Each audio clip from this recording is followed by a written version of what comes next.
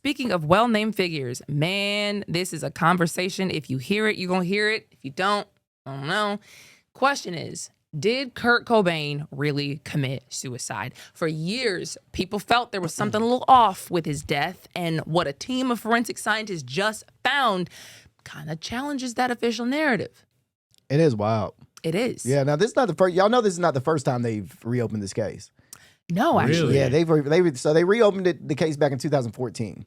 Oh. Yeah. So they reopened the case, reviewed the evidence, and still came with the same conclusion of suicide. So this, and then they've done it over years after that. Like they kept, reopening the case, and they finally they were just like, all right, man, this is like, there's no point. They just now, and I don't even know the full reason of why they just now recently wanted to do a full deep dive into the case, but I'm glad they did. Yeah. You know what I mean? I'm very glad they did. So if you don't know, what is the long accepted official cause of death for him was a suicide. He was found dead in 1994 at 27 years old at his home in Seattle, and he had a shotgun wound and a note nearby, and that shotgun wound was ruled to be self-inflicted. He did it himself.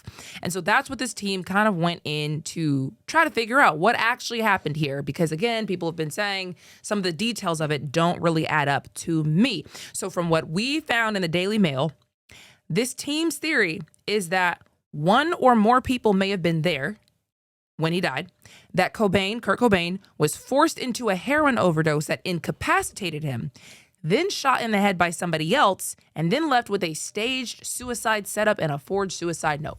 And he was overly, like, the limit of being on heroin. Like, he was that's what they say, it was, like, way too high for him to even shoot himself. And the way the shotgun was positioned was all wrong. And then, the note was kind of like, it wasn't a note of him wanting to quit music or quit life. Like, it was the note was weird. I've only heard conspiracy of what the note says and stuff like that. So what I do know, though, is that he was married to Courtney Love, and that's a big picture of this, because when he died, he was estimated at like $50 to $100 million. Wow. Yeah. So his net worth was like estimated as $50 to $100 million. But she didn't get anything. So in the state of Washington, without a will in Washington, she would have never been entitled to a significant portion of his property, but his daughter did. So his daughter ends up getting a bunch of his money.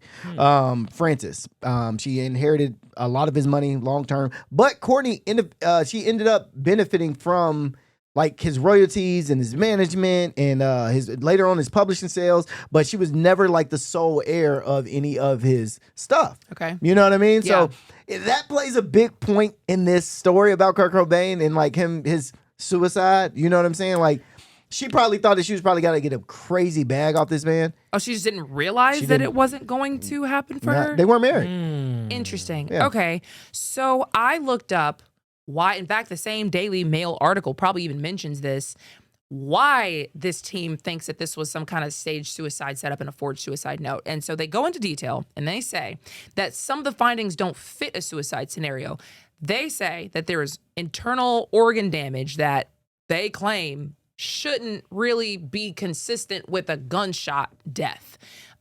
It's specifically, there's brain and liver damage that are consistent with overdose, not a gunshot death, and blood patterns suggesting the body was moved after he died. Oh my God. Also, she pointed to a detail like a receipt. A receipt for the gun and shells found in Kurt Cobain's pocket, and the shells neatly lined up at his feet. So for her, she claims that scene was a little too clean for a typical suicide, and it was arranged like it was a staged movie. I got the receipt in my pocket, I got the shells, and it's up on my feet. It's like, this looks a little too much. Like it's too much. Like it's a suicide. She also questioned how syringes could be capped and neatly put away after multiple heroin injections if Cobain was dying, implying that it doesn't really align with what a dying person does as they're dying. You know what I mean? I'm not just going to put the caps back on. See y'all later, y'all. Yeah. I've enjoyed my time in life. Put everything up. That's crazy. Still, the authorities say this. We've looked time and time again.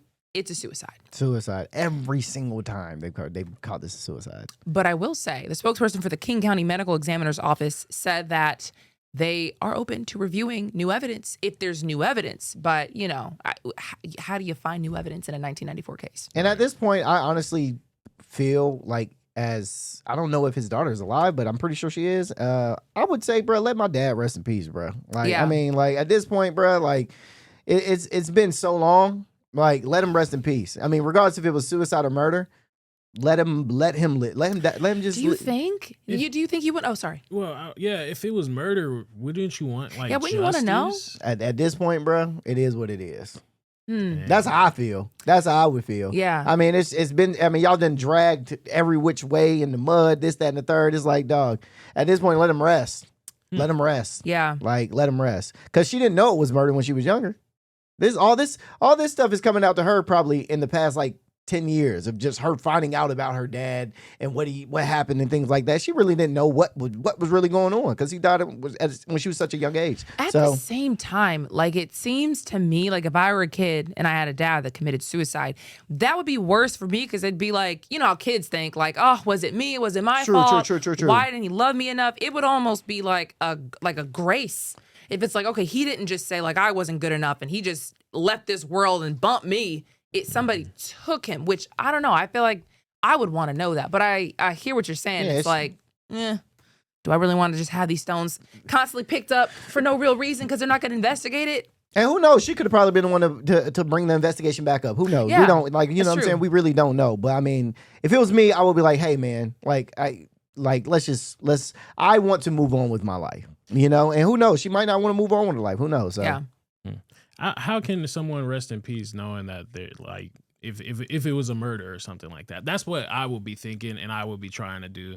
I'll be putting money into investigating constantly. That's what I would do. At least. Yeah. Okay. Well, we will keep you posted if there's any meaningful update there because, you know, you never know what investigators will do with this information.